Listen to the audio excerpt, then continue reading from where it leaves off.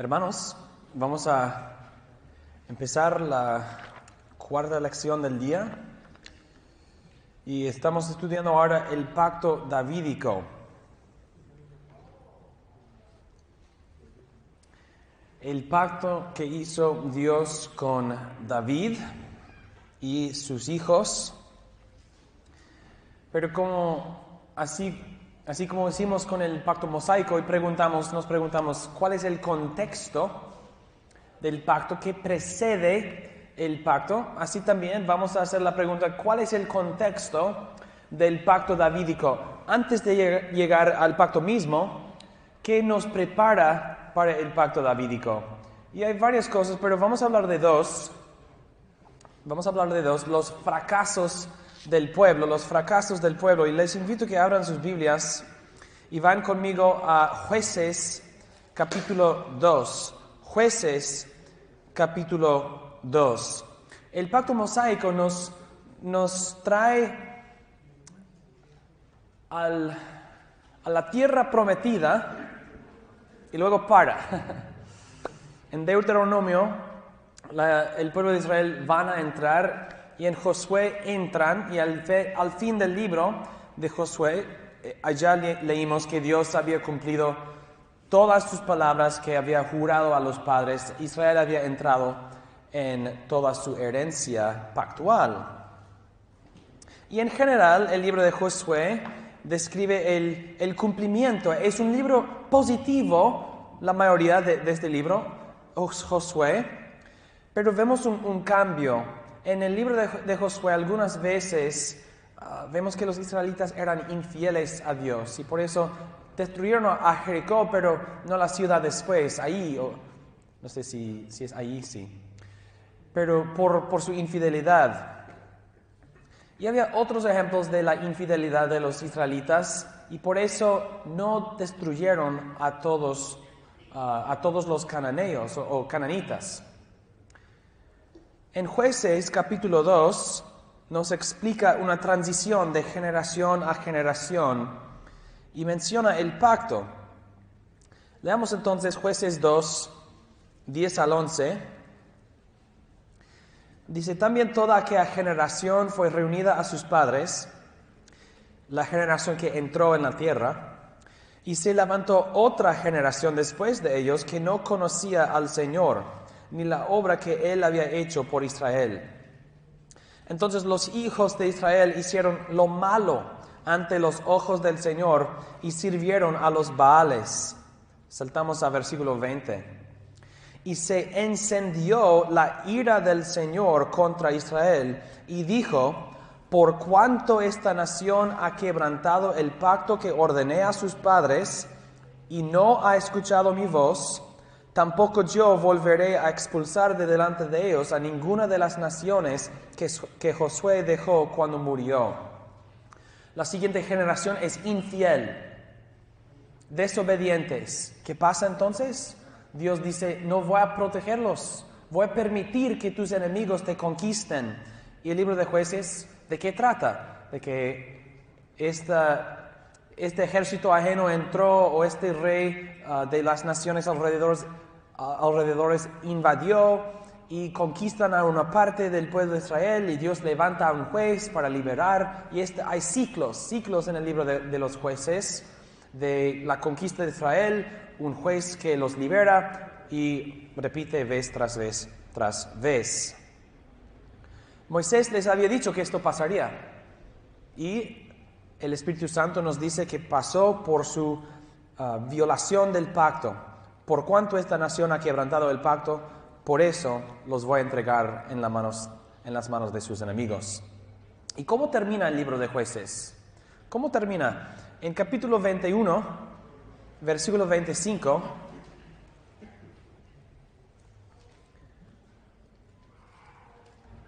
dice, en estos días no había rey en Israel. Cada uno hacía lo que bien le parecía. Los jueces se levantan y luego se mueren. Los jueces no se perpetúan. Cada juez en cada lugar, no para toda la tierra, no para todo el reino. Los jueces no son reyes, no gobiernan a todo el pueblo.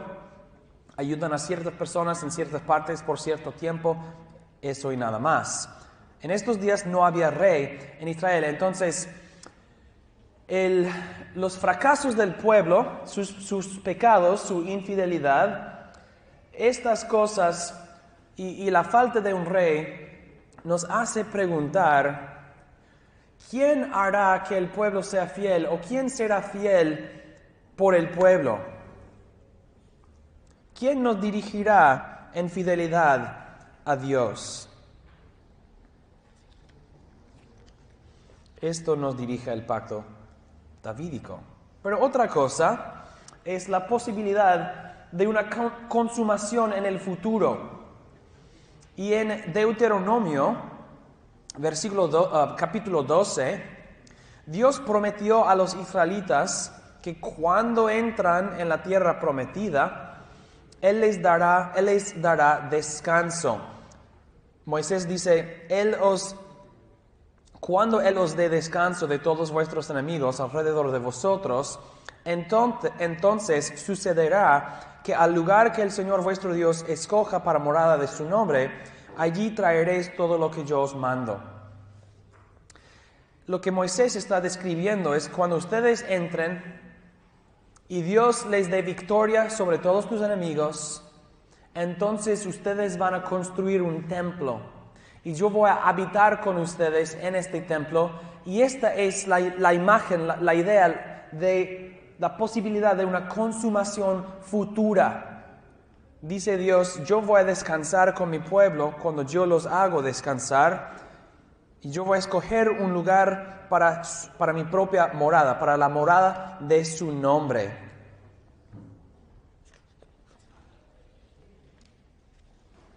Y esto es importante porque Dios dará reposo a la nación por medio de David.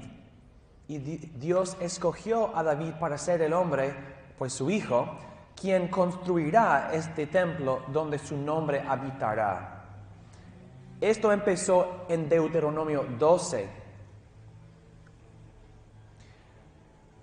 Esto es un contraste fuerte, sin embargo.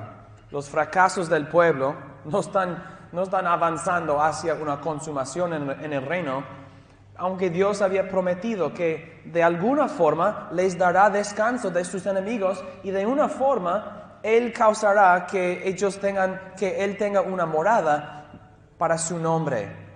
Esto nos prepara para el pacto davídico. Obviamente, Saúl también es el contexto del pacto davídico, porque Saúl era el primer rey de Israel, pero no era un rey según el corazón del Señor, no era el hombre quien Dios había escogido. Y los israelitas lo escogieron a Saúl porque ellos dijeron, queremos un rey quien nos juzga como las naciones. Y esto significa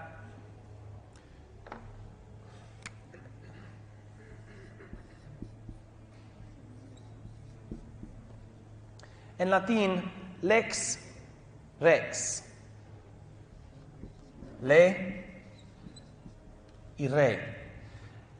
¿Es el lex el rex o es el rex la lex? ¿Es el rey la ley o es la ley el rey? Es la pregunta. En las naciones alrededores, el rey es la ley. El rey decide cómo serán las cosas. El rey es la ley. Tú vienes al rey y el rey decide cómo será, según su propia voluntad. En las naciones alrededores, entonces, los reyes juzgan a los pueblos según sus propios deseos. Y los israelitas escogieron a Saúl porque querían a un hombre quien los juzgaría como ellos quieren.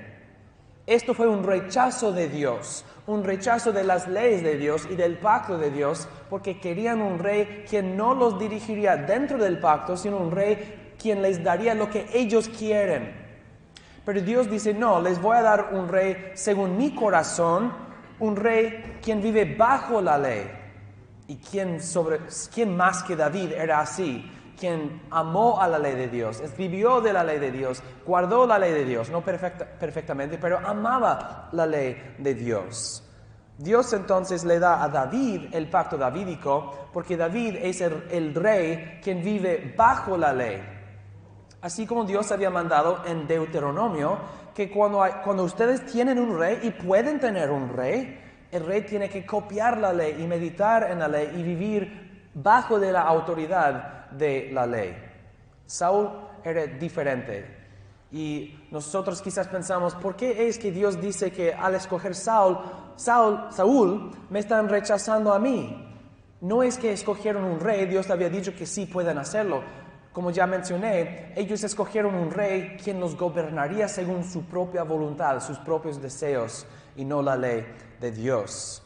Todo esto constituye el contexto del pacto, los fracasos del pueblo, no había rey en Israel, la posibilidad de una consumación. Vendrá un tiempo de descanso de todos tus enemigos, vendrá un tiempo cuando mi nombre mora en el medio de ustedes permanentemente, no en un tabernáculo.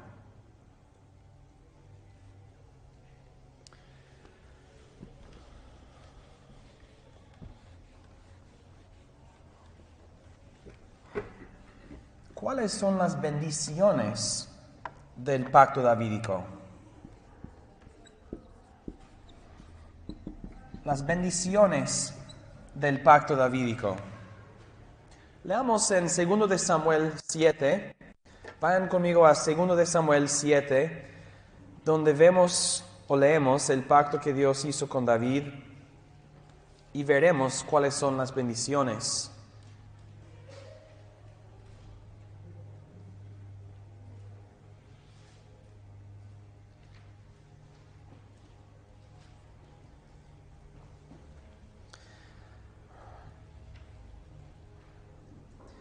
Empecemos en versículo 8. Dios dice, ahora pues así dirás a mi siervo David, así dice el Señor de los ejércitos, yo te tomé del pastizal de seguir las ovejas para que fueras príncipe sobre mi pueblo Israel. Y he estado contigo por donde quiera que has ido y he exterminado a todos tus enemigos de delante de ti. Y haré de ti un gran nombre como el nombre de los grandes que hay en la tierra. Asignaré también un lugar para mi pueblo Israel y lo plantaré allí a fin de que habite en su propio lugar y no sea perturbado de nuevo, ni los aflijan más los malvados como antes y como desde el día en que ordené que hubiera jueces sobre mi pueblo Israel. Te daré reposo de todos tus enemigos, citando a Deuteronomio 12.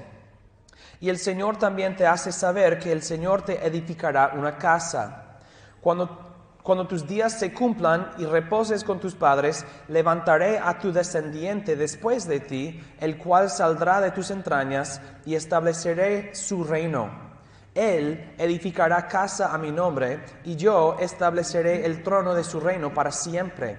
Yo seré padre para él, y él será hijo para mí.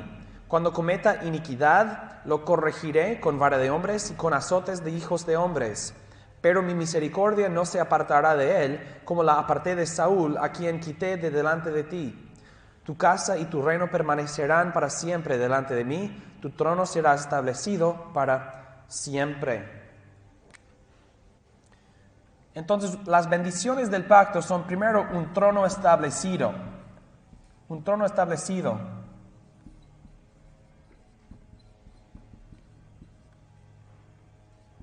Y reposo y prosperidad en Canaán.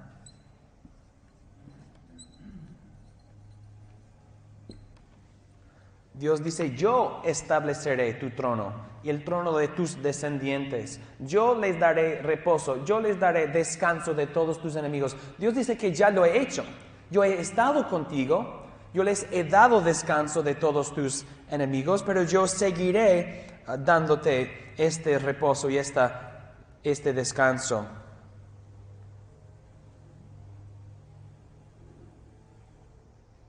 Cuando Salomón dedicó el templo, declaró en 1 de Reyes 8:56, Él proclamó el cumplimiento de esto. Dijo, bendito sea el Señor que ha dado reposo a su pueblo Israel conforme a todo lo que prometió. Ninguna palabra ha fallado de toda su buena promesa que hizo por medio de su siervo Moisés.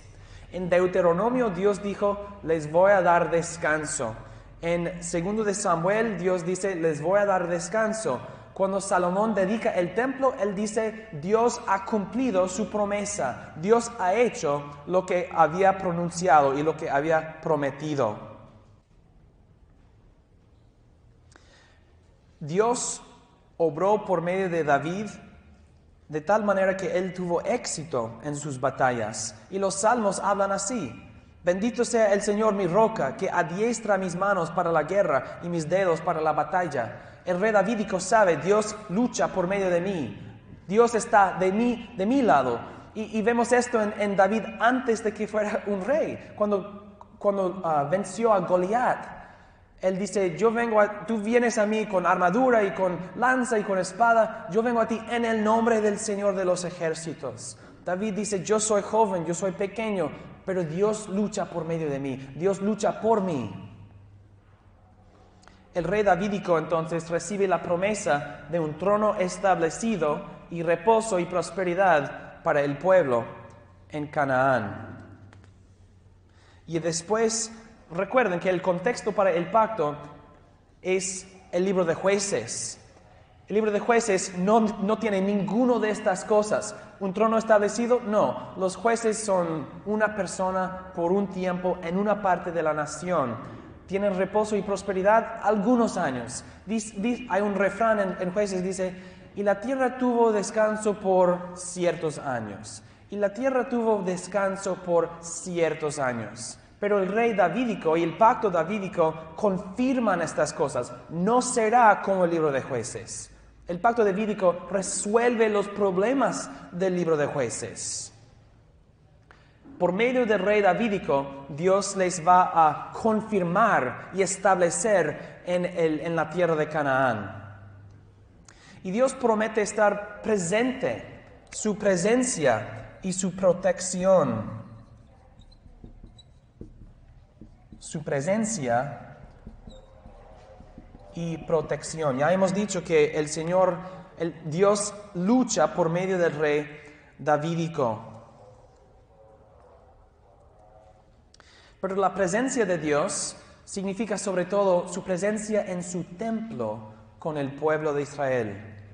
Dios estará con su pueblo por medio del templo, que el Hijo de David construirá. El Hijo de David construirá un templo, Dios morará en este templo y así el reino será consumado. Vayan conmigo a Primero de Reyes, capítulo 6.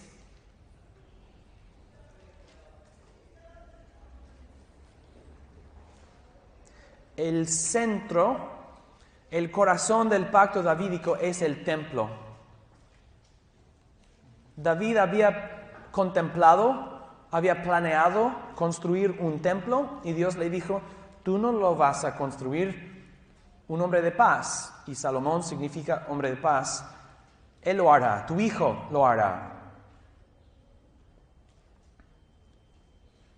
Y en Primera de Reyes 6, 12 al 13, Dios le dice a Salomón, con relación a esta casa que tú edificas, si anduvieres en mis estatutos e hicieres mis decretos y guardares todos mis mandamientos andando en ellos, yo cumpliré contigo mi palabra que hablé a David tu padre, y habitaré en ella en medio de los hijos de Israel, y no dejaré a mi pueblo Israel.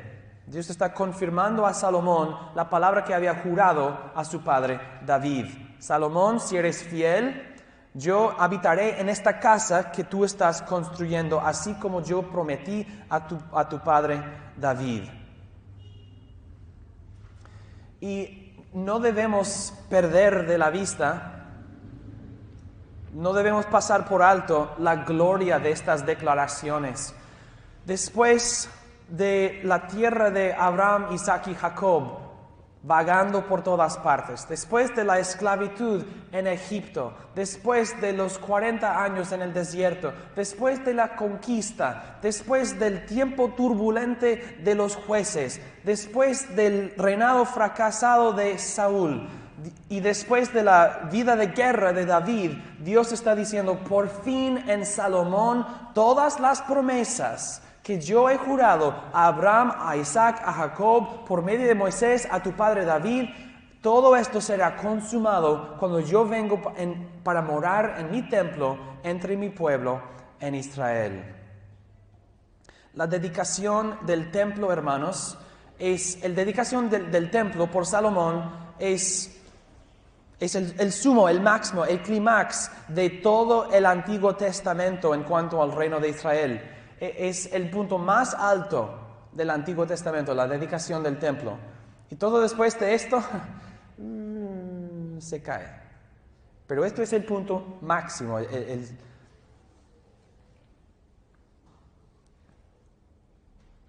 su cenit, eso es la palabra. Por medio del pacto davídico, el reino de Israel llega a su cenit. Dios está con su pueblo, no en una tienda, sino en un templo. Los hijos, recuerden que aquí fue el lugar, el versículo en la dedicación del templo donde Salomón pronuncia: Dios nos ha multiplicado como la arena del mar, nos ha dado reposo, nos ha multiplicado, nos ha dado la tierra, nos ha dado todo, nos ha dado reyes, ha confirmado y establecido el trono del rey. Dios nos ha dado todo. Gloria a Dios, gloria a Dios.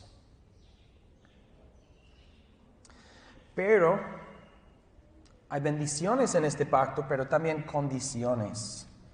Hay condiciones que el rey davídico tiene que cumplir para recibir las bendiciones, las condiciones del pacto.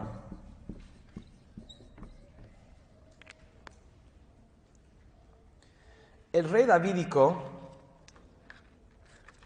tiene que guardar el santuario de Dios.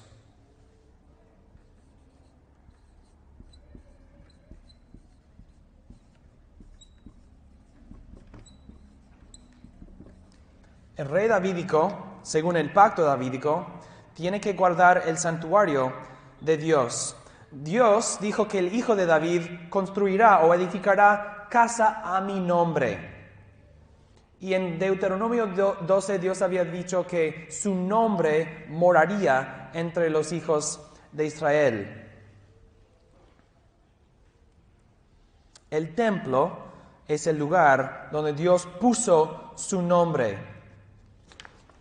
Y en segundo de Samuel 7,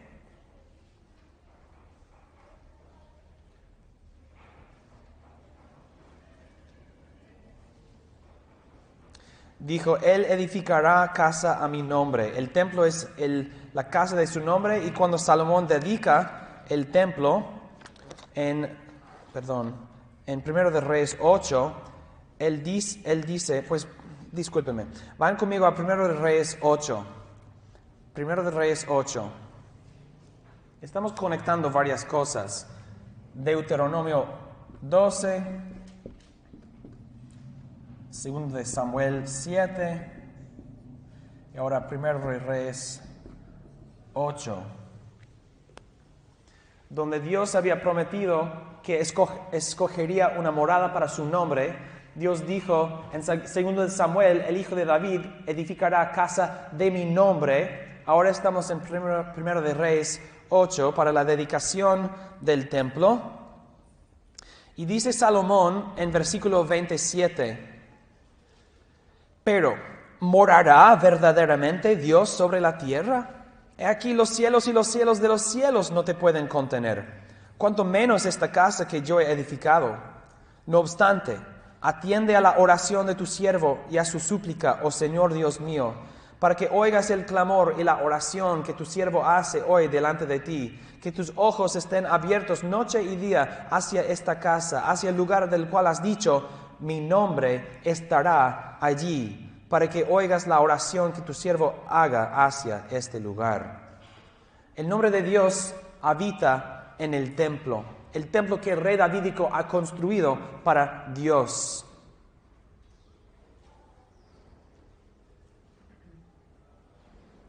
Pero ¿cómo sabemos que no es el trabajo de los levitas guardar el santuario? Pues claro que sí es. Entonces, ¿a qué me refiero? ¿Por qué digo? Claro que el rey davídico construye el templo para el nombre del Señor. Entonces, el templo, el nombre del Señor y el rey davídico van juntos, sí. Pero ¿por qué digo que el rey davídico tiene que guardar el santuario? En la historia de los reyes de Israel, cada rey recibe una marca o saca una nota. O son buenos o son malos. ¿Hicieron lo bueno ante los ojos del Señor? ¿Hicieron lo recto o no? ¿Cuál es la medida? ¿Cuál es la regla para medir si son buenos o malos? Consistentemente, lo que determina si son buenos o malos reyes depende de si purifican la adoración del pueblo. Tal persona purificó el templo, mató a los profetas de Baal o derrumbaron a todos los ídolos. Ustedes saben a qué me refiero. Los reyes que purificaron la adoración del reino son los buenos reyes. Y los reyes que no lo hicieron o que lo hicieron en parte son malos reyes. Entonces cada rey es medido más o menos por si guardó el santuario o no, si purificó la adoración del pueblo o no. Si el rey edifica la casa del nombre del Señor, el rey tiene que guardar la casa del nombre del Señor y no permitir que adoración falsa sea presentada o hecha en Jerusalén o en el templo. Obviamente los levitas tampoco deben permitir tales cosas, pero el rey está sobre todos. Y él edificó la casa del Señor, el Señor ha prometido estar con él tiene que guardar el santuario de Dios. Y el rey debe copiar la ley, él debe saber. La pureza del templo está al centro del pacto davídico.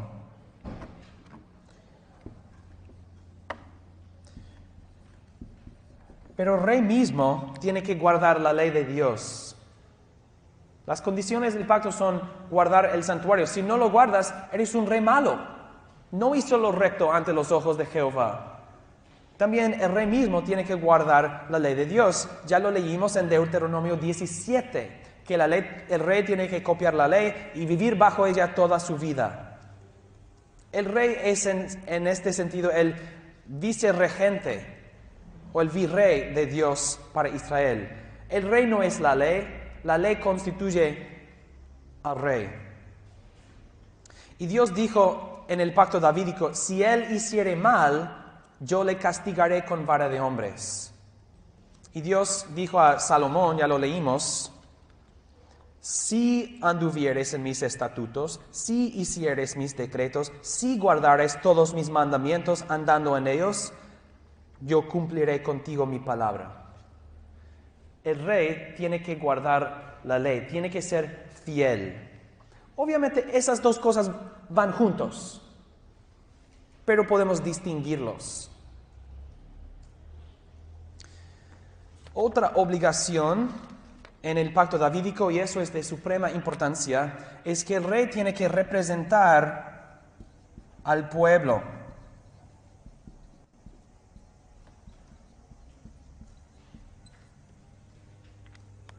El rey davídico representa al pueblo de Israel. Hemos dicho varias veces que el pacto mosaico no tenía cabeza federal. Tenía un mediador. Dios habló por medio de Moisés para transmitir el pacto a los israelitas. Era un mediador, pero Moisés no era una cabeza federal. Moisés pecó y no entró en la tierra de Canaán, pero esto no afectó a la nación. Él se excluyó a sí mismo de la herencia, pero su desobediencia no afectó a la nación. Él no era una cabeza federal. El disfrute de las bendiciones no dependía de la obediencia o la desobediencia de Moisés. Él era un mediador, pero no una cabeza federal. Y en Jueces no hay rey en Israel, todos hacen lo que quieren. Pero el pacto davídico provee una cabeza federal para el pacto mosaico. El pacto davídico, lo voy a repetir, provee un representante, una cabeza federal para el pacto mosaico. Los herederos de David serán las cabezas federales del reino. Ellos no solo guían al pueblo en su santidad, el rey representa al pueblo en su propia santidad. Esto significa que si el rey es justo, el pueblo será bendecido. Si el rey es malvado, el pueblo será maldecido. Como va el rey, así va el reino. Y este es el testimonio consistente del registro histórico de reyes y crónicas. Ya hemos mencionado, este rey hizo lo recto ante los ojos de Jehová o no, y luego ¿qué pasa? El rey que hace lo recto, Dios defiende a este rey, Dios lucha para este rey, Dios derrama todas las bendiciones sobre aquellos reyes. Pero los reyes malos, ¿qué pasa? Dios permite que caigan, Dios los maldice, Dios no solamente amenaza, pero Dios castiga a esos reyes malos. Y cuando los reyes malos son castigados o los reyes buenos son bendecidos, esas bendiciones o maldiciones son derramados sobre el pueblo. El pueblo sufre o el pueblo prospera dependiendo de la fidelidad del rey davídico. En la medida, es así, en la medida que el rey davídico es fiel al pacto mosaico, el pueblo de Abraham experimenta las bendiciones del pacto abrámico. Esto es la relación de los tres pactos. En la medida que el rey davídico guarda la ley mosaica, reciben las bendiciones abrámicas. ¿Puede Israel permanecer en la tierra de Abraham si el rey no guarda la ley de Moisés? No pueden. Los pactos establecen y gobiernan los reinos. Y confirmamos todo esto al considerar no solamente las bendiciones y las condiciones, sino también las sanciones. Hay sanciones en este pacto.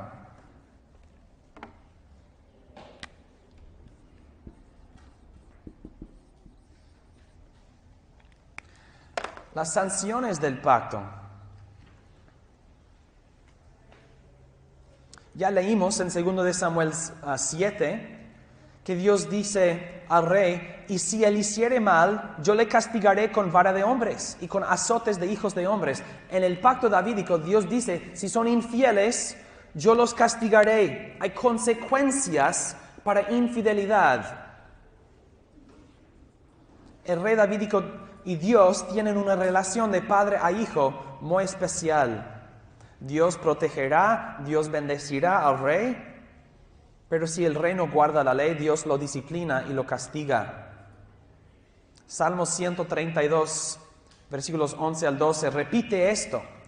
Salmo 132, 11 al 12, dice, el Señor ha jurado a David una verdad de la cual no se retractará. De tu descendencia pondré sobre tu trono. Si tus hijos guardan mi pacto y mi testimonio que les enseñaré, sus hijos también ocuparán tu trono para siempre. Los reyes tienen que guardar el pacto. La misma palabra de Génesis 2, la misma palabra de Génesis 17, la misma palabra de Éxodo 19, la misma palabra que se usa vez tras vez. Hay que guardar el pacto. Los reyes tienen que guardar el pacto o no, si no, serán castigados y disciplinados. Salomón declaró lo mismo en 1 de Reyes 8.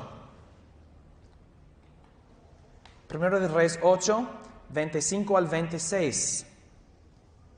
Salomón dice, ahora pues, oh Señor Dios de Israel, cumple con tu siervo David, mi padre, lo que le prometiste diciendo, no te faltará quien se siente en el trono de Israel, con tal que tus hijos guarden su camino para andar delante de mí, como tú has andado delante de mí. Ahora pues, oh Dios de Israel, te ruego que se cumpla tu palabra que hablaste a tu siervo, mi padre, David. ¿Cuál es la palabra que Dios habló a David? Que los hijos tienen que guardar su camino y andar delante de Dios rectamente. Si no, serán disciplinados y castigados. Pero no solamente disciplina, sino también expulsión.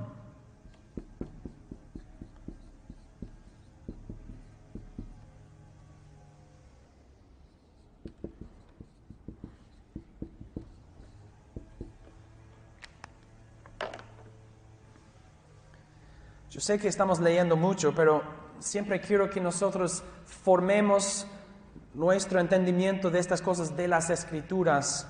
Y las Escrituras conectan, no estamos conectando cosas desconectadas. Las Escrituras citan a las Escrituras para conectar todas estas cosas. Dios cita a Deuteronomio 12 en 2 de Samuel 7 y luego en 1 de Reyes 8 y son las conexiones bíblicas. Ahora estamos en 1 de Reyes 9. 1 de Reyes 9.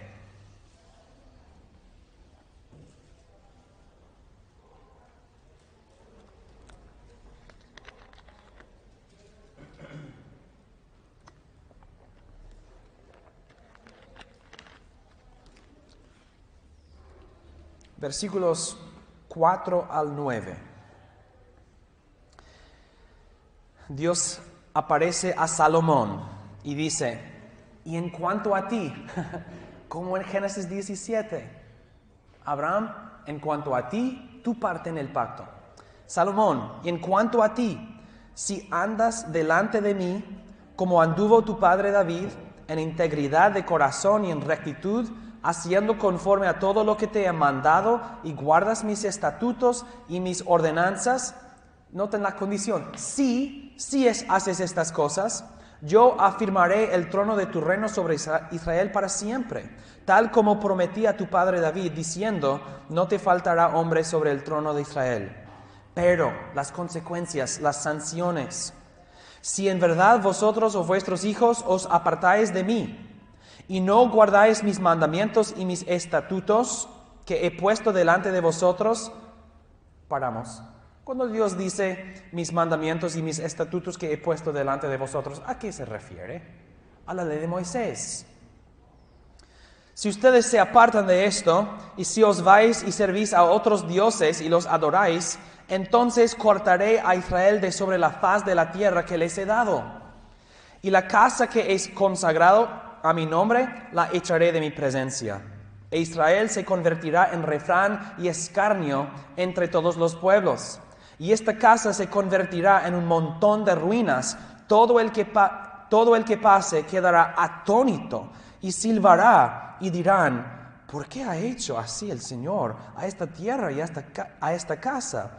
Y responderán, porque abandonaron al Señor su Dios, que sacó a sus padres de la tierra de Egipto, y tomaron para sí otros dioses, los adoraron y los sirvieron. Por eso el Señor ha traído toda esta adversidad sobre ellos. Hemos leído esto en otra parte de las Escrituras. ¿Cuándo? Fue en Deuteronomio. Creo que fue 29, no me acuerdo, podríamos averiguar. Dios ya les había dicho, en los tiempos futuros, cuando todas las maldiciones caen sobre ustedes, ¿qué dirán? Nosotros hemos sido infieles al pacto. Entonces, Dios le dice a Salomón, yo confirmaré mi promesa a David si tú y ustedes guardan mis leyes, la ley de Moisés. Y si no, si el rey davídico es infiel, no será simplemente disciplinado. Él y su pueblo serán expulsados de la tierra de Canaán y Dios quitará su presencia del templo. Dios permitirá que sus enemigos entren en Jerusalén y derrumben al templo. Esto es no solamente disciplina, esto es exilio y destrucción y expulsión. Las maldiciones del pacto mosaico son las maldiciones del pacto davídico entonces.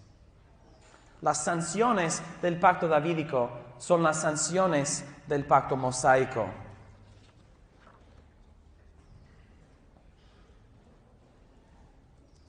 Y cuando Salomón cuando Salomón empezó a permitir idolatría en sus esposas, ¿Qué dice Dios? ¿Qué le dice Dios en 1 de Reyes 11 al 13? Y el Señor dijo a Salomón: ¿por qué has hecho esto y no has guardado mi pacto y mis estatutos que te he ordenado? Ciertamente arrancaré el reino de ti y lo daré a tu siervo. Sin embargo, no lo haré en tus días por amor a tu padre David, sino que lo arrancaré de la mano de tu hijo. Tampoco arrancaré todo el reino, sino que daré una tribu a tu hijo por amor a mi siervo David y por amor a Jerusalén, la cual he escogido. ¿Por qué? Porque tú no has guardado el pacto, dice Dios. El pacto davídico, entonces, es muy similar al pacto abrámico. El pacto davídico tiene ciertas promesas garantizadas que Dios cumplirá. Dios confirmará, establecerá el trono de los descendientes de David. Dios lo hará. Y esto es garantizado. Así como Dios dice: yo les daré la tierra de Canaán y multiplicaré tu descendencia. Y esto es garantizado. Pero, así como en Génesis 17, los israelitas individuos pueden cortarse del pacto y de las promesas, así también cada rey davídico puede ser cortado de esto y Dios proveerá el siguiente. Dios sí proveerá un descendiente, pero cada rey malo será echado. Cada rey malo, Dios no establecerá su trono, pero establecerá el trono del hijo de David en el futuro. Esto explica el balance de lo que Dios garantiza y promete y lo que el hombre tiene que hacer bajo amenaza de sanción, bajo amenaza de expulsión. Y este ciclo se repite a través de muchas generaciones de un rey malo, quien Dios castiga, hasta llegar al punto de inflexión para Judá, ya no más. En 2 de Reyes 23, Israel había sido destruido y deportado hacia ya más de 100 años. Pero llegó el momento cuando a Judá ya no les sería permitido quedarse en la tierra por su maldad e idolatría. En 2 de Reyes 23, 26 al 27, dice: sin embargo, el Señor no desistió del furor de su gran ira, ya que ardía su ira contra Judá a causa de todas las provocaciones con que Manasés le había provocado. Y el Señor dijo: también quitaré a Judá de mi presencia, como he quitado a Israel, y desecharé a esta ciudad que yo había escogido, a Jerusalén y el templo del cual dije: mi nombre estará allá. Noten el lenguaje del pacto davídico. El templo del cual dije: mi nombre estará allá, yo lo desecharé. La ciudad que yo escogí para mi morada, yo lo desecharé. Dios derramó las sanciones sobre Israel, sanciones que empezaron en Génesis 17 y fueron ampliados en Deuteronomio. Y luego se enfocaron en los reyes en 2 de Samuel 7 y las otras partes de las Escrituras que ya leímos. Ahora bien, nosotros hemos hecho un salto gigante de Salomón al exilio. Hay mucha historia, pero toda esta historia entre Salomón y el exilio, podemos entenderlo, porque ya entendemos el reino completo, con el pacto abrámico, el pacto mosaico y el pacto davídico. Nosotros sabemos cuáles son todos los pactos que gobiernan a este reino y por qué es así.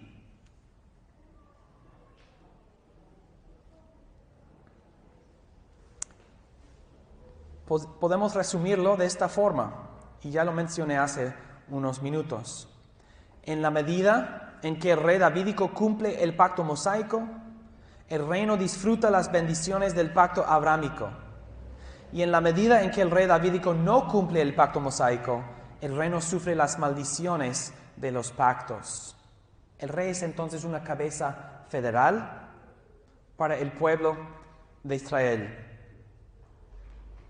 Y si entiendes, hermanos, el pacto abrámico, mosaico y davídico juntos, como van juntos, podemos ver claramente qué es el reino de Israel en su totalidad. Y este último, el pacto davídico, es lo que es. El reino de Israel es lo que es por estos pactos, por los cuales fue establecido y por medio de los cuales era gobernado. Otra vez, el alcance de todos estos pactos es igual.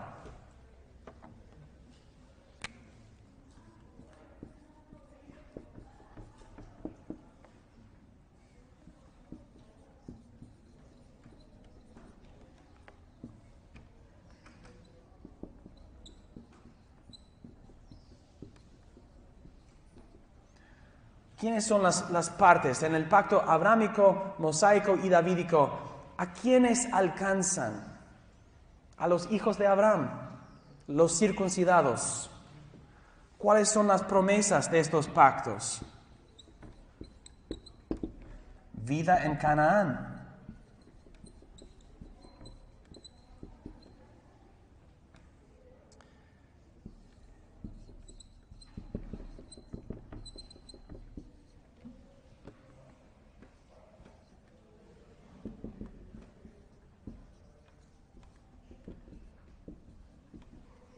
También la vida en Canaán, también el nacimiento de él que dará o traerá la bendición a las naciones.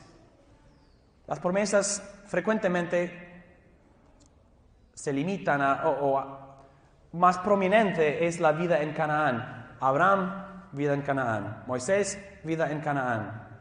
David, vida en Canaán, el reino de Israel. ¿Cuáles son los preceptos?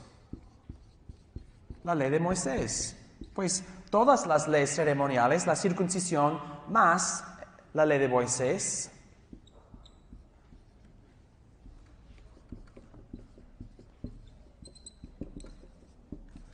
Pero, ¿quiénes guardan la ley de Moisés? Todos los circuncidados. Si naces en el pacto abrámico, eres obligado a guardar la ley de Moisés, todo el pacto mosaico. Y las sanciones. Pues, vamos a decir, muerte en Canaán.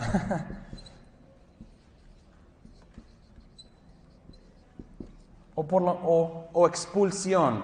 No puedes vivir en Canaán, sea por ser muerto o ser expulsado y exiliado. Es así con Abraham, Moisés y David. El pacto davídico activa las sanciones del pacto mosaico contra el pueblo abrámico. O el pacto davídico bendice al pueblo abrámico con las promesas abrámicas por haber guardado la ley mosaica. Esos tres pactos van juntos y cooperan o colaboran para gobernar el reino de Israel.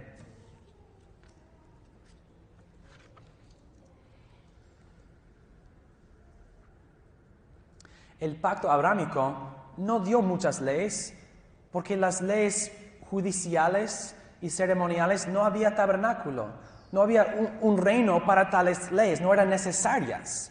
Pero en el momento de entrar en la tierra, Dios les da el pacto mosaico para ampliar, para darles una ley completa para vida en un reino actual o un reino real. Y en el cumplimiento de los años, Dios levantó a un rey, a David, para gobernar a todo el reino y sus hijos. Por esto, hermanos, yo digo que el antiguo pacto, ¿qué es? Sobre todo el pacto mosaico, pero es posible hablar del pacto mosaico sin también hablar del pacto abrámico, el pacto davídico. El pacto mosaico controla el disfrute de las bendiciones del pacto abrámico y el pacto mosaico gobierna al rey. Y el rey guarda el pacto mosaico para entonces bendecir al pueblo con las bendiciones abrámicas. Todos van juntos. No son los mismos pactos, cada pacto es su pacto, pero van juntos. Es imposible aislar al pacto mosaico de tal forma que no estamos hablando acerca de Abraham o David. No, todos van juntos. La ley tiene una sombra de las cosas venideras, dice el autor a los Hebreos. La ley alcanza a Abraham, Moisés, a David, a todo esto. El reino de Israel con sus pactos es el antiguo pacto.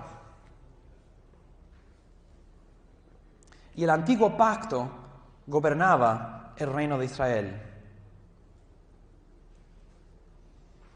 Este argumento es claro cuando se estudia cómo varios pactos se combinan y colaboran, para establecer y gobernar un reino en particular.